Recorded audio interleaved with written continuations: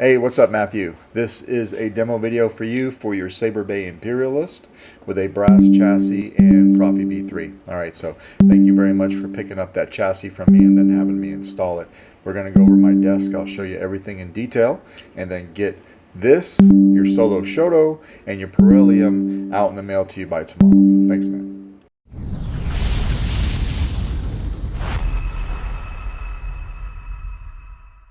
All right, Matthew, let's go over your Saber Bay Imperialist. I'm also going to be sending this with it, so I'm just going to put this here for comparison. This, of course, is a short guy, very short, Solo Shoto. Just wanted to show that off real quick. All right, this is your Saber Bay Imperialist. It is a 2-button setup. Your power switch is going to be this red guy right here. It has some shine through with a 2-pixel stock switch.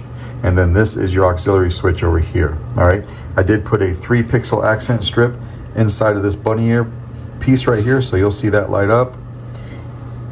You got a KR Sabers lit PCB. This is your blade retention right here. Coming down here, this is your brass door. I'm gonna come over here and pop this off. Strong magnets, but you can get it off. If you look here, I just etched this. It just says caution this side up because it is held on with 6 magnets. You won't necessarily match the polarity if you do it upside down, even though the door looks the same, right? So I just wanted to give you a gentle reminder, that side up. A little something I like to do on the laser.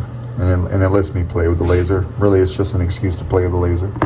All right, but taking that off, you've got your first crystal chamber in here. So you had asked to go with the clean version. You provided both crystals, which fit in here perfectly, so thank you for that. They're both very nice. You'll have to pardon me, I forget the names of them, although you did tell me, but they both light up very nice. So hopefully you like all the detailing. I try to put a lot of detailing, pipe work and conduits to make it look like an actual lightsaber, like there is being energy sucked out of the crystal and put into the blade, back to the power source and everything like that. All right, so we're gonna leave that off. To get to your chassis, you just want to unscrew your handle. A little bit of a tight fit, but it comes off, no problem. I did grease the threads. That was more for my own benefit because the chassis was so tight. All right, there's your handle here. This is your chassis. So this is my test battery, but we're taking this out. This is your battery compartment, so no wires in there. Spring side for the negative side of your battery. We'll just slap that in there for now. This is your secondary crystal chamber. So this one has this one had a specific name. Again, I forget, my apologies, but you wanted this one to be lit up white so that you could see the natural color of the crystal, and you will see that very well after we light it up here in a second. All right, so try to give both of your crystal chambers a lot of detail. Different. There's different design. It's a completely different chamber from one to the other. Just trying to share the amount of detail. All right, and then trying to look like they actually belong together. Coming over here, you have a 13-pixel accent strip underneath this brass greebly here.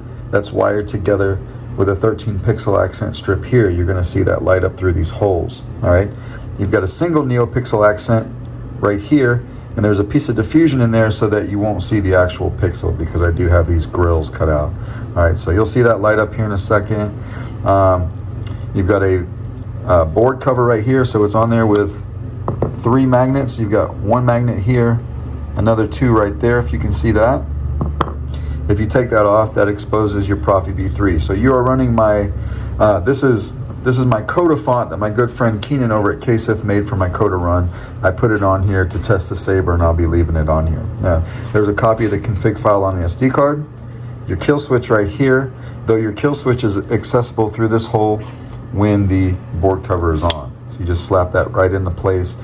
But you will need a pair of tweezers or something small to come in there and flip this on and off. All right. What else do we got? We got some brass greeblies here, and then 6 of them outlining the speaker, and the speaker is a 28mm Smuggler's Outpost Elite. All right, so saying all of that, let's come over here and flip the switch. So you got your accent here, this scrolling accent here, which is in line with this one. So if you look at my fingers, they do the same thing, right? Coming over here is that crystal, all lit up in white. This upper crystal is going to match the blade, and I don't know if I'm going to catch that good on camera. It might be a little bit too white or too bright and it's getting washed out, but there are a lot of bubbles in that crystal that show up very well in person. So you'll see that very well here in person. All right, you've got, of course, the accent on your switch and your bunny ears as well. I did a slow scroll. There's a place in here for a single pixel, but I like to put a 3 pixel accent strip in here so we can get just a little bit more animation, if you can see that. We'll hit power. Everything ramps up when it's on, like that. This goes to matching the blade. This goes to a solid white, but you'll get to see that color of the natural, or the natural color of the crystal rather. This will go to matching the blade. You have a green energy blade. Solid here, auxiliary over here.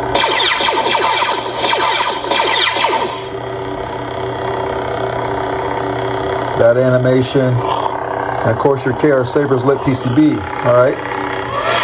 And then you got twist off. So let's go ahead and put the handle on.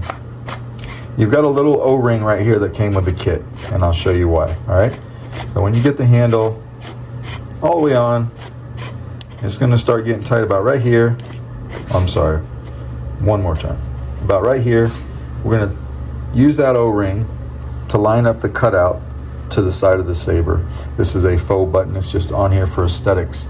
So now we've got everything locked in, we can hit power again. Very beefy with the handle on. I did glue on that for you.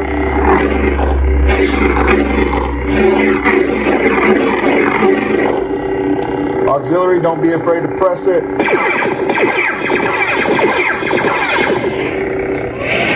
Let's talk about these switches real quick.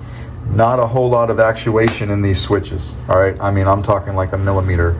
So what I had to do was you'll unscrew them, screw them, unscrew them back and forth until you get the exact actuation that you need, and that's pretty much where they need to stay. If you ever get into a situation where these switches aren't working properly, it's likely due to the fact that they came unscrewed a little bit, so just screw them back until you feel, you know, that they're working like they should.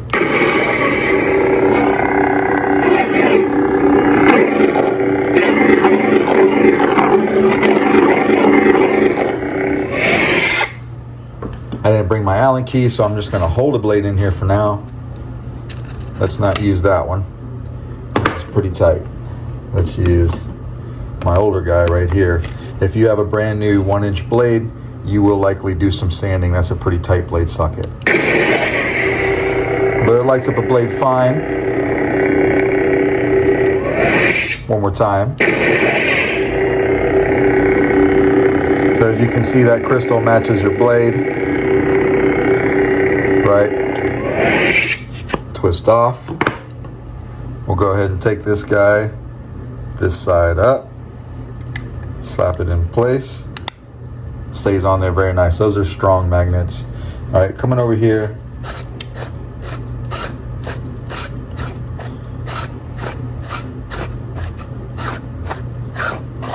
We're gonna take the handle off. As you can see, it's on, but we're gonna turn it on anyway. Flip the switch, and it kills power. All right, you can take the battery out from the positive side, which is over here by your crystal chamber.